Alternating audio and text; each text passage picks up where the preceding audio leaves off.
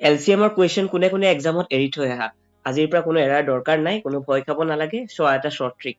চোৱা এইটো কেনেকৈ সলভ কৰিম প্ৰথমতে ডাঙৰ সংখ্যাটো বাছি লোৱা কি আমাৰ ইয়াত ডাঙৰ সংখ্যা 50 এতিয়া চোৱা 50 কি সংখ্যাৰে কাটিব পাৰি 5 এৰে কাটিব পাৰি নে পাৰি 10 এৰে পাৰি নে পাৰি 25 এৰে পাৰি ঠিক আছে তেতিয়াহলে আমাৰ এই সিৰিজটোৰ LCM হ'ব 50 দেখিলা কিমান এটা শৰ্ট ট্ৰিক ঠিক তেনেকৈ এইটো সলভ কৰা ইয়াত আটাইতকৈ ডাঙৰ সংখ্যা হয় 18 18ক 2 ৰে কাটিব পাৰি নে পাৰি 3 ৰে পাৰি 15 ৰে নোৱাৰি 9 ৰে পাৰি ঠিক আছে যিটোৰে নোৱাৰি সেইটোক আকৌ ভাঙি দিয়া চোৱা 15ক আমি 3 আৰু 5 ৰে ভাঙিলো ঠিক আছে এতিয়া 3 ৰে 18ক কাটিব পাৰি নে